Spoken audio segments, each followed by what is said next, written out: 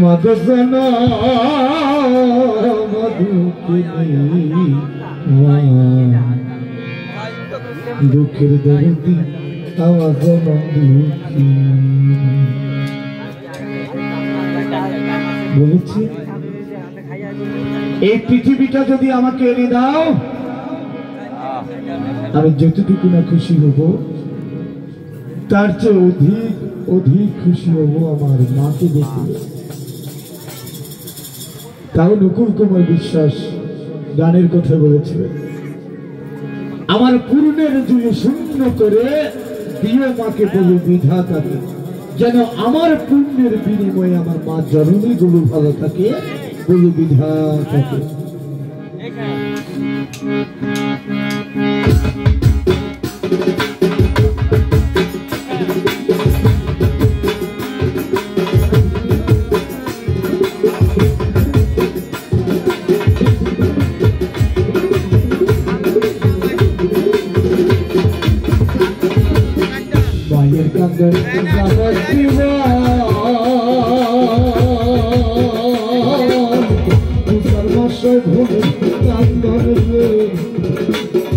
ঘরের পরিবারের কাঁদে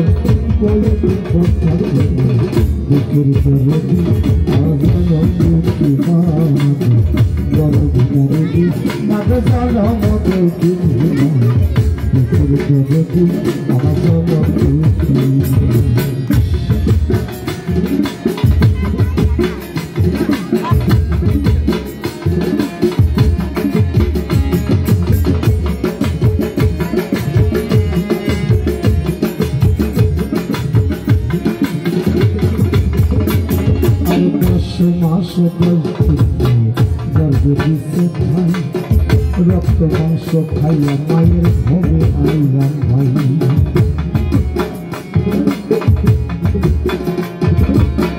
10 মাস 10 দিন গর্ভ দিছে ঠাই, রক্ত মাংস খাইয়া মায়ের ভবে আইলাম ভূমিষ্ঠ হইয়া কান্দিয়া শান্ত করিও মায়ের বুকের ভিতরে আমার মায়ের সবের কালে ও মা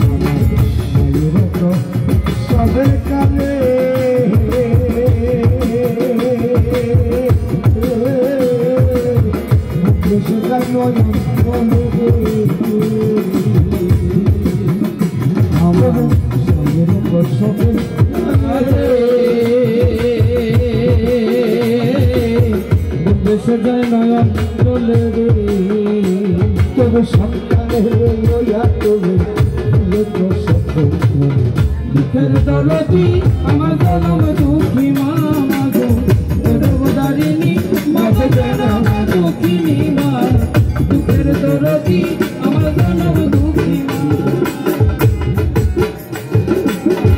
সর্বকিছুর বিনিময় হয় টাকা দিয়ে, কত লক্ষ কোটি টাকা দিয়ে মায়ের সাথে সন্তানের সম্পর্ক বিনিময় করা যাবে? কেননা লক্ষ লক্ষ টাকা খরচ করে দুর্গা প্রতিমা বানিয়ে মন্ত্রের মাধ্যমে মাকে চক্ষু দান করে যখন মাকে আমরা জীবিত করি এবং মাকে আমরা স্বয়ং মা মহামায়া দেবী দুর্গার উপরে পূজা করি,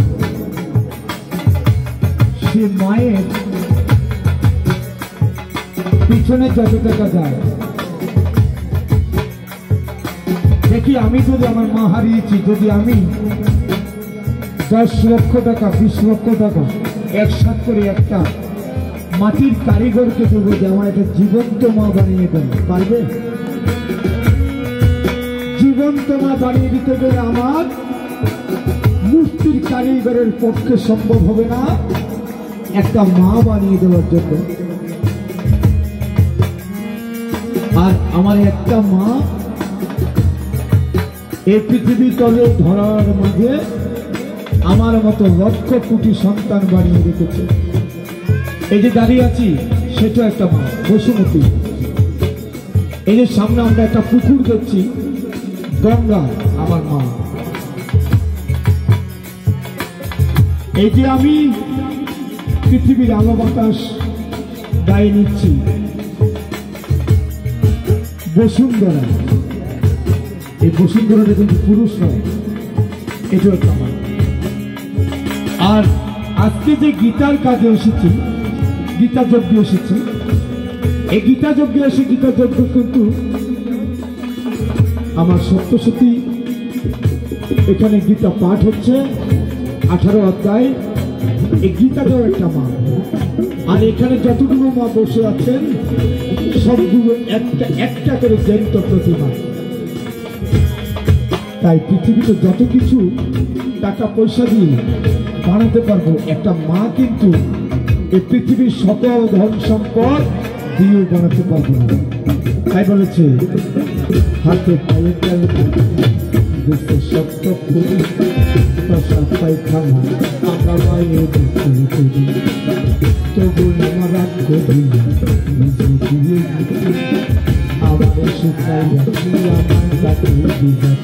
আমার শুকলে দেখি সাইয়া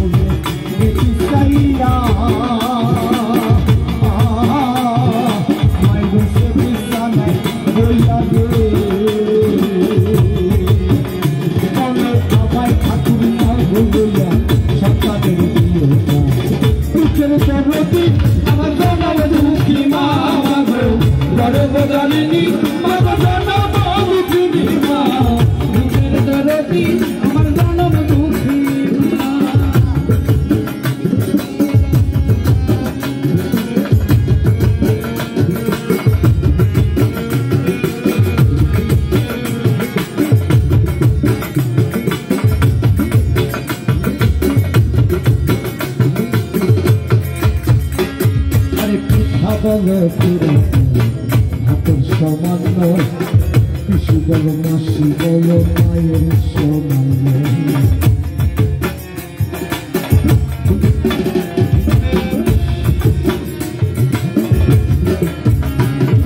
পিঠা বল সুরা বল হাতের সামান্য মাসি বল পিসু বল মায়ের সামান্য। আরে বিঘাসে বিরাজ্যে পুত্র মারা যায় পশু পাখি না জানিতে আগে আরে মাছের দিন গভীর জলে পক্ষী ডাল মানে সন্তানের বেদন চারবার সাল আবার লেঙ্গড়ায় আতুর কান ধরে ফেলে করেছে ভুলা বেলা মায়ে তবু কান্দি হয়ে চলে পুত্র যদি পুত্র মায়ে মায়ে ধরে এই জায়গায় বলেছে ল্যাংড়া আতুর কানা খোরা হইলে পরে ছেলে ভুলা জায়গা মায়ে তবু কান দিয়া বল চলে।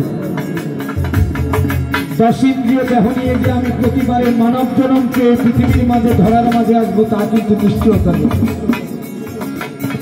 আমি 10 ইন্দ্রিয় দেহ নিয়ে আমার অনাদিরাদি গোবিন্দের ভজন করতে মাত্র এসেছি একবার।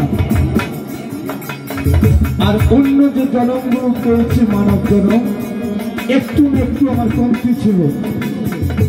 কোন জন্মে আমার একটা হাত ছিল না, কোন জন্মে আমার একটা পাও ছিল না, কোন জন্মে আমার দুটো চোখই অন্ধ ছিল, কোনো একটা জন্মে আমি এমন বিকলাঙ্গ হয়েছি, আমার মাথার অর্ধেক নেই, শরীরের অর্ধেক নেই।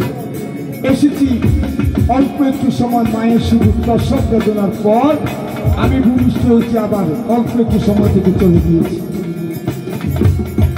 কিন্তু এই যে আশা, আমার মায়ের কিন্তু মাতৃত্বের স্বাদ পূরণ হয়েছে। আবার এমন একটা জন্ম পেয়েছি, মাকে মা বলে ডাক দিব, আমার সে কণ্ঠ ছিল না, আমি হয়েছি বোবা। কিন্তু যেই সন্তানটা বোবা হয় আমার মাকে ফেলে দেয়, যেই সন্তানটা ল্যাংড়া হয় আমার মাকে ফেলে দেয়, যে সন্তানটা কানা হয় আমার মা ফেলে দেয়। আর যখন আমি একটু বড় হয়ে গেছি, আমার দেহ পরিপূর্ণ হয়েছে, আমি যখন এখন পরিশ্রম করতে পারি, অর্থ রুজি করতে পারি, এই পৃথিবীর অনেক কিছু আমি শিখে গেছি। আমি এখন সমাজে একটু প্রতিষ্ঠিত, আমি ডাক্তার, আমি ইঞ্জিনিয়ার, আমি এমপি, আমি মন্ত্রী, আমি অনেক কিছু, আমি একজন শিল্পী। এই বলে যখন আমার আত্ম অহংকার চলে এসেছে, কোথায় আমার মা, কোথায় আমার বাবা, কাউকে দরকার নেই। কিন্তু তখন আর মায়ের কথা খেয়াল থাকে না। কিন্তু আমার মা যখন আমি ছোট ছিলাম, এই যে একটি বাবা ঘুমাচ্ছে, মায়ের অঙ্গে মাথা রেখে মাটির দিকে পা রেখে ঘুমিয়ে আছে পরম শান্তিতে। আমার মাও তো আমাকে এভাবে কষ্ট করে লালন পালন করেছে, আমার মাও তো আমাকে নিজে না খেয়ে খাইয়েছে, আমার মাও তো 10 মাস 10 দিন আমার জন্য অপেক্ষা করেছে। আজকে আমি সবার কাছে, সবার শ্রীচরণে পরীক্ষিত হয়ে আছি। কিন্তু এর পরীক্ষিত নাম দিয়েছে কি জানেন? আমার মা, আমার বাবা। আজকে এত সুন্দর নাম সবাই ডাকতে পারে আমার মা বাবার জন্য। আমার প্রথম শিক্ষাগুরু কে ছিল জানেন? বলেন তো কে? আমার মা। আমার বাবাও না, আমার মা। আমার মা আমার কেন শিক্ষা, আমার শিক্ষাগুরু ওই জন্য ছিল, যখন আমি মায়ের কোলে ভূমিষ্ঠ হয়ে 1 মাস 2 মাস 6 মাস, তখন কিন্তু আমি মাকে মা, বাবাকে বাবা, কাউকে ডাকতে পারি না, চিনিও না ভালো করে, কে ভাই, কে বোন, কে দাদু, কে দিদা। তো আমার মা আমার বিভিন্ন রকম কথাগুলো, আমার আকুতিগুলো, আমার কান্নাগুলো, আমার হাসিগুলো দেখে দেখে দেখে দেখে বলে দিত।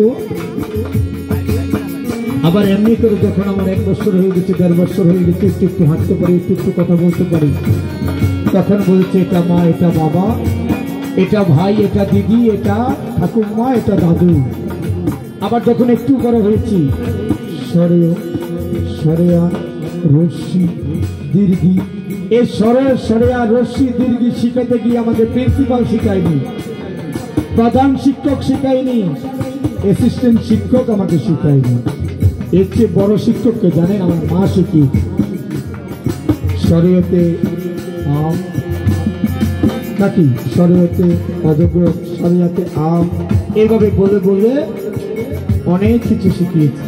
আর যেদিন আমি নিজেই একটু এই পৃথিবীতে চলার মতো করে, আমার বললাম না যে দেহগত নিয়ে সুসংগঠিত হয়েছি, সেদিন থেকে আমার সেই পূর্বের কথা আমি ভুলে গেছি। কিন্তু আমার মা বলে না, কেন বলেছে? আরে হাতে সাকিয়া বসন্ত বোঝাই কালে ল্যাংরা আদর কানা করে বলে তবে ধুলো তারা বাড়ি তবু কান্দি হারে করে। আরে পুত্র বধূ মায়ের আগে বলে ভুইলা মায়ের কান্দি আলোয় তুলে সব সহায় ভেবে বলে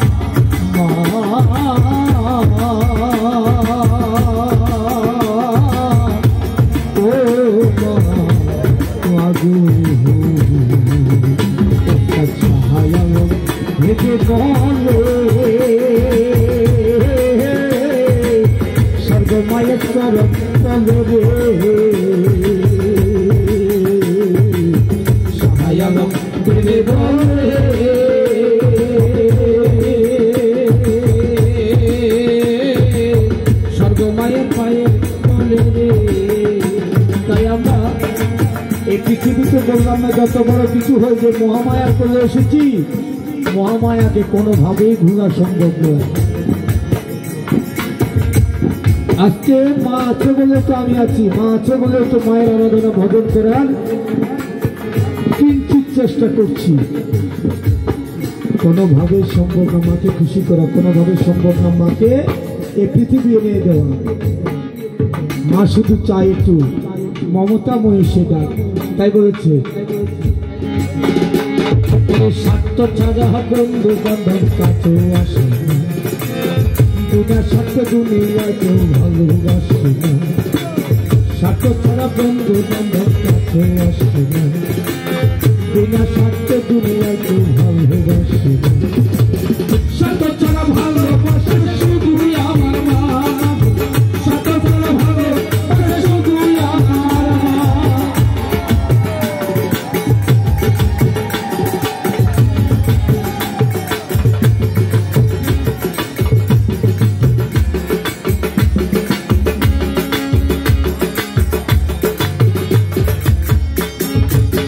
কাদায়ার ঘর কুটি দিয়ে মাটির মুক্তি গড়ে, লক্ষ টাকা মজুরি নেই মুক্তির কারিগরে, মুক্তির কারিগরে।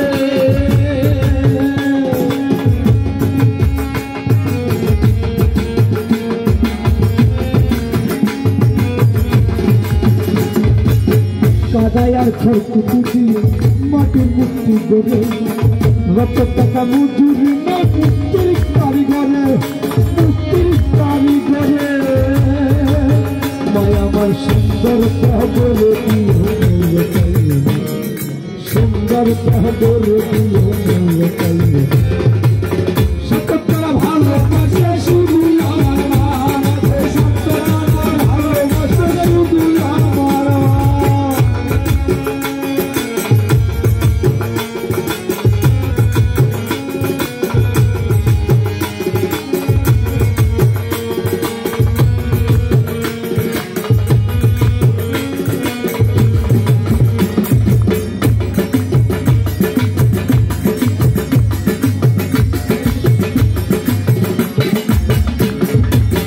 ওটা 2 বছর খেলে হিসেবটা পাকা, প্রতি শিশুর পিছে খরচ কয়েক লাখ টাকা, কয়েক লাখ টাকা, ওই কয়েক লাখ টাকা।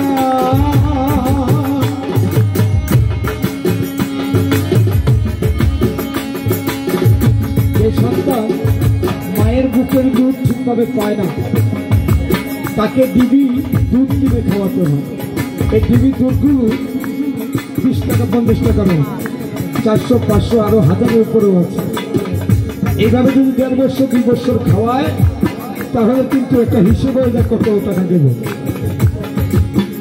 এখন আমার যেদিন থেকে পৃথিবীতে আমি ভূমিষ্ঠ হয়েছি, সেদিন থেকে যে মায়ের স্তনে আমি দুধ পান করছি, এই দুধ পান করাটা আমার 4-5 বছর পর্যন্ত হয়ে গেছে। কত লক্ষ কোটি টাকার অমৃত সেটা পান করছি আমি নিজেও জানি না, কিন্তু কত টাকা দিয়ে মায়ের ঋণ শোধ করবো? এই দেহটাই তো মার আর বাবা, তাই বলেছে তার 2 বছর খেলে হিসেবটা পাতা, প্রতি শিশুর পিছে খরচ কয়েক লাখ টাকা, কয়েক লাখ টাকা, ও কয়েক লাখ টাকা। মায়া আমার বুকের সোটা পান করাই অমূল্য চাইলে, বুকের সোটা পান করাই অমূল্য চাইলে। সত্যটা ভালোবাসে শুধুই আমার মা, সত্যটা ভালোবাসে শুধুই আমার মা, সত্যটা ভালোবাসে শুধুই আমার মা, সত্যটা ভালোবাসে শুধুই আমার মা।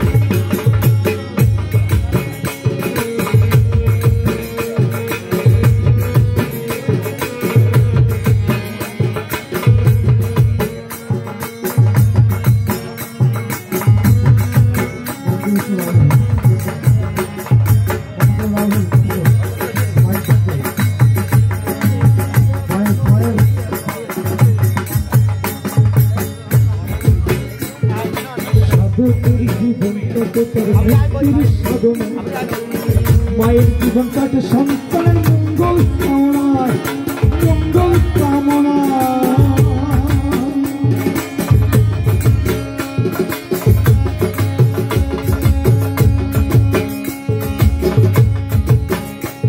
একটা সাধক তো সাধনা করে, শুধু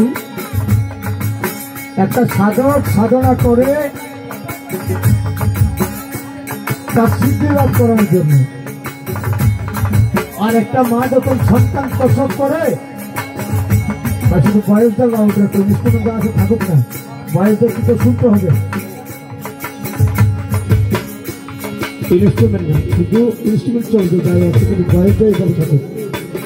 একটা সাধক যখন সাধনা করে তার মুক্তি এবং তার সিদ্ধি লাভ, সে যে মানব জন্ম পেয়েছে তার দিব্যধাম প্রাপ্ত হওয়ার জন্য যা কর্ম আছে মনুষ্য জন্মে করে দেওয়ার জন্য সে করছে। কিন্তু একটা মা যখন সন্তান প্রসব করে